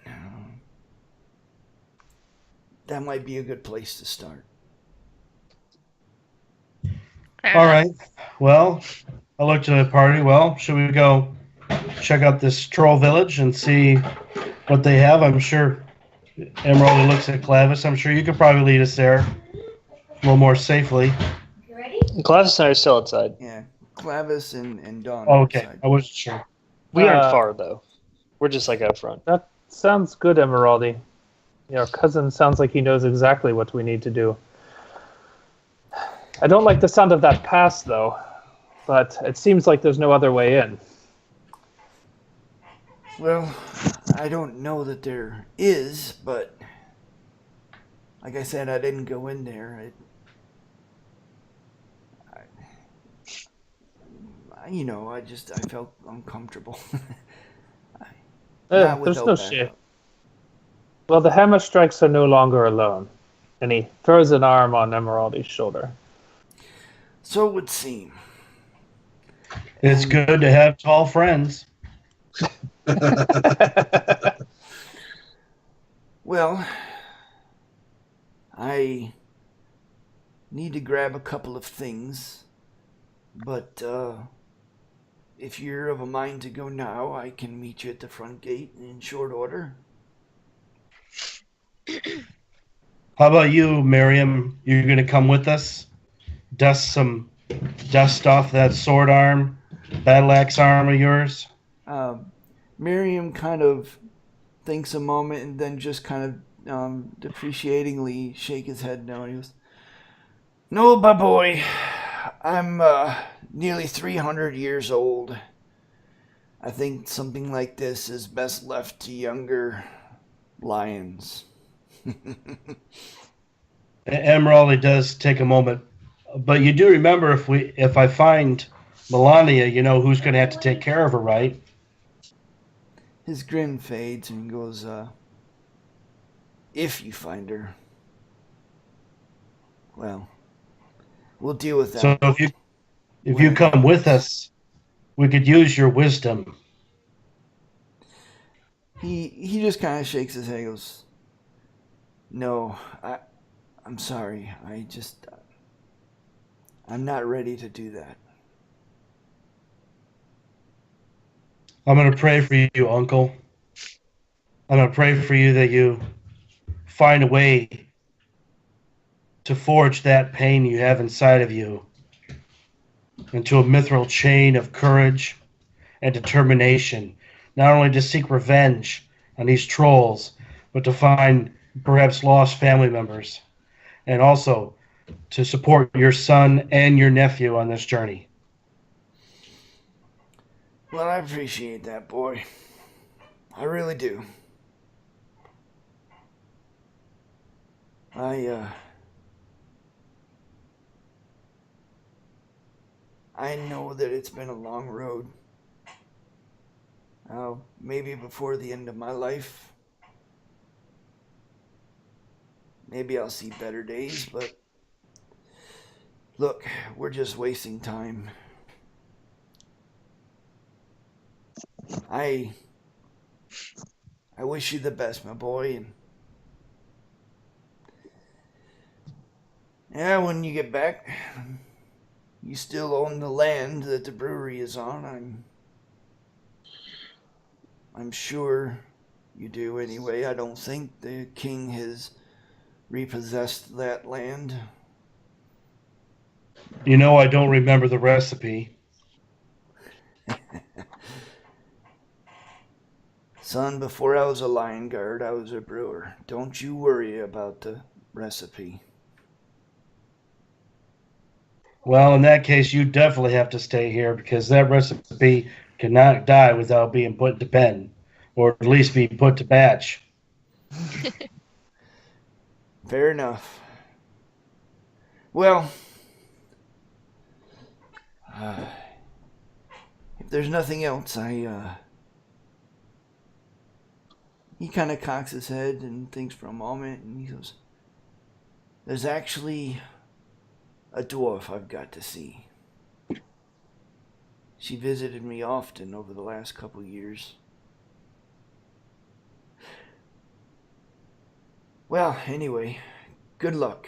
And he stands up and he extends his hand to clasp your forearm in a warrior's grip. Emeraldi gives him a hug. He kind of awkwardly pats your back and goes, good luck. And what do you do? Emeraldi puts a hand on Ethlic's shoulder. Well, me and my compatriots, we're going to find lodging, and we'll strike out before dawn. I thought we were going to go right now. And to give you a judge of the time, it's about 1 o'clock in the afternoon. I don't think we need to wait a whole day. Okay. Yeah. All right, we're leaving right now, apparently. Let's go. How far away from town? Fast. I don't know. All right. How far are we going? I mean, how this village? It's just a couple hours. He said it was a few hours, so it's actually perfect. We can get there at a time. We'll get there by hopefully evening. We can sneak in the dark. All right. So it takes you about 30 minutes of going back through Earthhome, and as you're kind of waiting around the front gate, on the inside of the front gate, you wait another 10 minutes before Ethlic kind of shows back up. In addition to the twin axes that he has strapped to his waist, battle axes, he has a pouch now kind of jingling at his waist, and he's got a simple leather helm and a couple of other things probably in his pack that he now slings over his shoulder. He goes, well, thanks for waiting.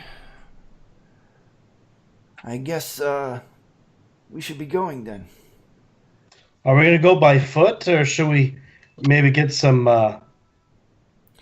pack animals?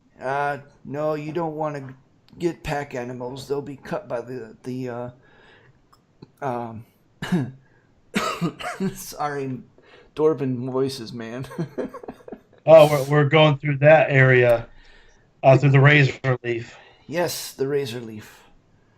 So The I'm what not sure now? my compatriots are aware of these plants. You better look at them and tell them if they need to get some chaps. Leather chaps. Well, we'll be fine. We can cut our way through most of it. Shouldn't be too much of a problem. And he pulls out a machete. And he says, we'll just have to make careful progress. And single file, or else.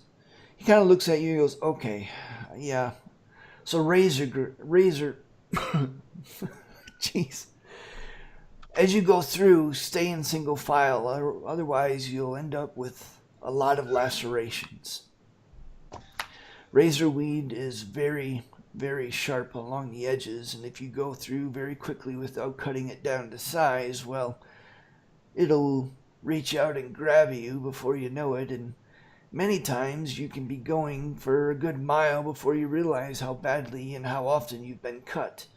Most of you, and he looks at Banner and Emeraldi, your armor will suffice to protect you, but those of you who are not armored or lightly armored, well, that's why we stay in single file and we cut the grass down to size. Move carefully, move slowly, and you'll be fine. Questions? I have Emerald, armor, yes, and I flick a pebble at my wrist and it bounces off my mage armor. Emerald, he asked the group, is anyone, he pulls out the 2 Aboleth T short swords. These will do for some machetes. Does anyone want their own personal one? I think I have something that'll work. And Beetle takes out her Whistler short sword that's all serrated and does slashing damage. Oh, that works. I have an elven short sword. I could use that. I believe that I shall just stay to the middle of the group and depend on my companions to remove the weeds from my path.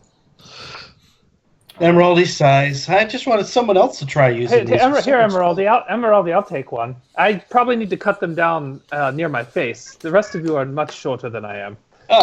Enjoy it. It's a little bit lighter. I think you'll enjoy the short sword. Emeraldi hands him one. Well, hey, I'm tall straps too. it to his belt. All right then. Well, we should be off. Ethlic, with Clavis kind of keeping abreast of him, though letting Ethlic kind of take the lead a little bit, lead you guys south and east through Hammer and Anvil away from Eartheart. You guys find yourselves, as you leave Eartheart and Hammer and Anvil behind, and the sound of the market falls away, striking almost straight south. And it's not far off the road. And to keep in mind, as you guys are leaving this, what you guys see is nothing but flat plains, almost in every direction, to the south, and to the east, and to the west, with tall grasses of varying types. And as you're looking down, almost a gentle sloping downward towards the west, it looks like the grasses almost are varying lengths, giving it the appearance of waves. Various different types of grasses, ranging from the dead brown to a very lively green. And as you kind of strike off the road, you walk into this area it's green grass about the size of 5.5 feet. And the blades are very thin and on the edge of them as you begin to go in, and Ethlic and Clavis and everybody kind of slashing your way through. You notice every once in a while the blade kind of catches you on the edge of it, and indeed it starts bleeding a little bit here and a little bit there. In spite of you being careful, you all actually, over the next course of the couple of hours, take 3 points of slashing damage as you're slashing through this razor weed. Eventually, go ahead. I was just going to say, is that everyone, even the ones with half plate and plate, or was that just everyone else who's not armored? Everyone but Emeraldi and, you, Banner. You actually Okay. both don't take any damage. Okay. But even Affleck takes and gets caught a couple times. Over the course of the next hour, you come to the end of the plains of the Shar to the south as the height of the grass kind of dies down and gives way towards a rocky kind of forest where there's rocks and boulders jumbled around here and to the left and to the right as you're passing through and winding through an old growth forest. Everything that you see is very old. The trunks are very large, and as you pass into the forest of Amtar, Ethlic kind of conversationally says, "We don't cut these down. These are one of the very few forests left in the Shar that aren't routinely harvested for various reasons, mostly because the trolls are here. Well, yeah, they claim ownership of this place. If trolls can claim ownership, they mostly just slobber and jabber at us." And he continues on for another couple of hours until he finally stops as the forest actually is becoming more rocky, and now it's going up these rocky hills and down and up and down, and you find yourselves in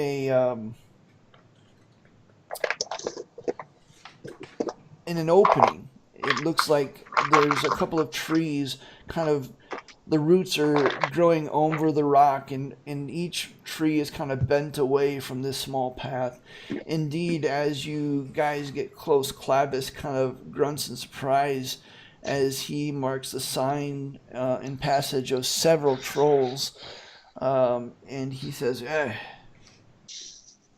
a lot of trolls been through here, some very recently. How many by your count, Clavis? I don't have this thing. Hold on.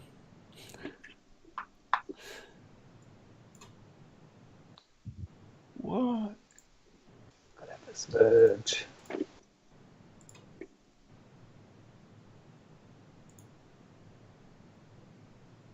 I lost him. Ah, there he is.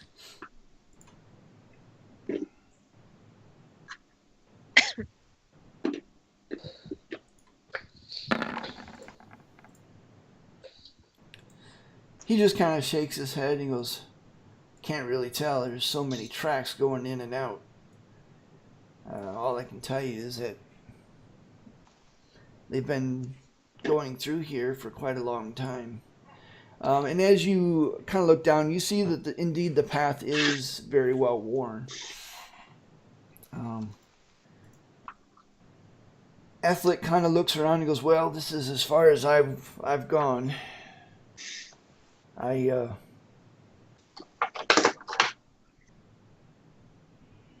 What do you think? Keep going?" He looks a little nervous, like he's not wanting to continue on. Well, If you don't want to, you don't have to, but I'm pretty sure we are. I have the beginnings of a very bad idea. Ooh, I love these ideas. Let's talk. So, cousin, is this exactly what you were talking about, this pass? I don't see a pass. It's right there.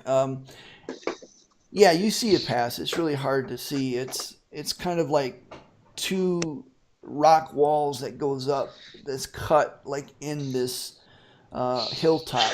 The hilltop actually goes up for several hundred feet, and the pass just literally just kind of goes right through it. Does that mean we're like here on the map and cutting through this? Roughly, yes. Okay. Well, strategically, we need to send a scout up there to make sure they're not watching us before we even try to go up that pass. Any of you smaller, sneaky folks might be able to get up there ahead of us? I could certainly help out with that. Clavis kind of chips in and he goes, "Well, you're going to need someone to make sure the pass stays open on the outside as well." I would volunteer for that task, as the majority of you, well, is less suited to these environments than I am. I put my hood up. What was your idea, Beetle? Well, I don't know much about trolls, but is it possible maybe they have some sort of communal pot that they all eat from where they live? I don't think any of us can say yes or no to that. I think assuming something like that wouldn't be wise. Actually, Emeraldi, you can make a nature check, as you are probably the most likely to have a chance to. No, you don't know. All right, Well- well then, go make sure there are no big, angry, smelly folk up ahead. Well, here's my idea. Trolls, from what we can tell, are very large and very dangerous. When they're in their right minds. A couple months back, I came into a supply of a substance that could make them hallucinate for a while.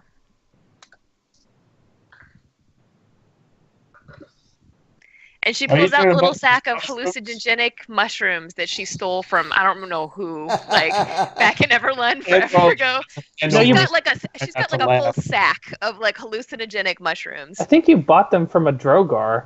Oh, that's right. Yes, I got we did. them from the Yeah. Dwergar. Wow. Those survived the ship voyage without going bad, or They're dried Are- mushrooms, man. They're gonna Mushrooms last last a while. all Blast right. from the Well- past. Well, that sounds great if we stumble upon a giant pot, but I think for now we need to scout this pass. Just I'm throwing all it out for there. that. I'm all for that idea, though. Would you like for me to approach the trolls as a wandering chef? I think they What? would. I think they would view you as a wandering meal. It's probably true. I was thinking someone should be invisible and dump these in their kettle. We wait for them to eat, and then we see what happens. This is like 3 assumptions beyond where we are right now. It sure is, but wouldn't it be fun? Emeraldi offers Beetle. I'm not even sure they know how to use a kettle, or what one is, or how to make one. That's true. They might eat most of their meat raw. I don't know. Hmm. Well, In any event, I'm going to go look ahead. Okay. Are you stealthing as well? Yes. All right. Go ahead. We and should make have brought a your barrel of ale with us. stealth. You have no problem. Emeraldi calls out to the rest of us. Okay, the rest of us, we need to have our backs toward each other and watch around us because not only are there trolls here, but there are rather large, aggressive creatures in this forest and in this land. I don't have time to tell you about all of them, but we need to be on our guard. Remind me, why Are do there people kettle live here? phoebuses? Don, no what? one lives here. Trolls live here. What did you say, Don? I was asking Emeraldi to remind me why civilization lives here with so many evil monsters and giant animals. But I'm already gone. Emeraldi shrugs. Um, He has no clue. Speaking of which, Don, how far down the pass do you want to go?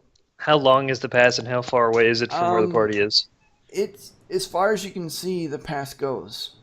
You can see at least a few hundred yards in front of you. How far away from the pass is the party? We're at the. I would say the yeah, entrance. you were I think. all at the entrance of the pass. Okay, so I will go 150 yards, All right. roughly. I'm not measuring my steps. All right. So you continue down. You feel like you're being very stealthy. Do I see tracks or bones or evil, maniacal, and also anyone looking for me is disadvantage, or maniacal, laughing monsters or anything like that? No, you do not. Actually, as you continue on, you see more pass as it kind of stretches out before you. Far in the distance, you get a glimmer of what might look like the pass opening up, but it's hard to tell. It looks like it goes on for another 200 or 300 yards. I'll edge just a bit closer to see if I can see if that is actually the opening or not. All right. And if getting a little bit closer doesn't help resolve that, then I'll stop and... Okay. Yeah. How much further do you want to go?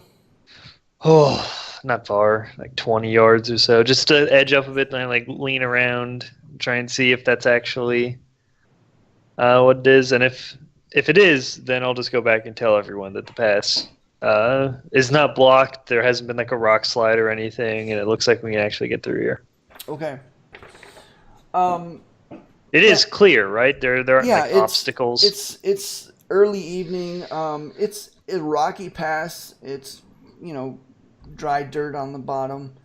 As you're walking, your footfalls actually kick up a little dust. You notice it's very dry here. It's an early evening, and you see that about 100 yards ahead now, or so. Eventually, it looks like, yes, the rock walls of the narrow pass does open up. Okay. I'll turn around and go back to the group. All right. I assume I didn't see like a troll camp or anything obvious like that. No, the rocky pass, it points. You actually had to kind of scoot along sideways, and you see, as you do so, you actually see blood, like this green blood smeared along the rocky the rocks on each side, as presumably something forced its way or forced their way through the pass. Can I attempt to determine what kind of blood it is? Sure, make an What nature creature check. what creature it may have been? Yep, make a nature check. That's the best roll I'll ever get for Yeah. nature. Yeah, based on what you know of the surrounding areas and what you know of the potential of this area, you can only assume that it is indeed troll blood. All right, well, I'll go back to the party. All Do I meet any obstacle on the way back? No. Okay, so I get into sight. I lower my hood, reveal myself. I love that thing. And say, well, I scouted up ahead in the pass, and I walked down it far enough so I could see the other side. I didn't see any creatures or... Path seemed to be clear. It seems like we could walk through it. I did see some, what I believe to be troll blood smeared across the walls, probably as they squeezed through some tight gaps, but... Well, it wasn't particularly fresh, so hopefully there aren't any in the area. Oh, I didn't go all the way down, but I went far enough to see the other side at least. Emeraldi pretty asked long. Dawn, those blood marks, were they in any kind of organized fashion or curves or slashes? Because sometimes they can make kind of grouping communications with using their blood. I think back to the marks I saw mere minutes ago and tried to remember if they were in any sort of organized... No, they weren't. It didn't seem like anything purposeful. It looked like, it just looked like to you that a big troll forced his way through the rocky crevasse. In any event, it's probably best that we make our way through here before twilight sets in. that's a good point. Tally ho. All right. Onwards. I'd lead Tanner, them Since it's through getting, the path. is it getting dark at this point? Well, probably in the past it's kind of dark because it's all in shadow. Yeah, I mean, the pass itself is dimly lit. It's about 7 in the evening. My question is, well, never mind. Yeah, that's fine. Well, what's your question? Do we have like an hour of sunlight left? Is that You have 2 hours of sunlight left. okay? That was all. Okay. All right. So as you guys kind of make your way through with Ethlic taking the lead, You make your way through about 350 to 400 yards of this narrow pass, and eventually the rock walls of the narrow pass open up, and you find yourselves all in an enclosed glade, open to the air but surrounded by the rocks of the mountains. The glade is full of gnarled, vine-choked trees that are ancient, some rising nearly 100 feet in the air, while others stand a mere 40 to 50 feet high. The forest is old. You all get a very strong presence, a sense of nature here, even those who aren't necessarily attuned to those kind of things. Almost as if it's kind of a retreat, a hideaway for the old things of the world that rarely see the light of day. As with I like it. As with anything dealing with nature, it's neither good nor evil. It just merely is. And all you know is that the forest is old and powerful. And with all things of this nature, it has a tendency to manifest itself in sometimes unpredictable ways. Well, that about does it for our D&D Forgotten Realms campaign.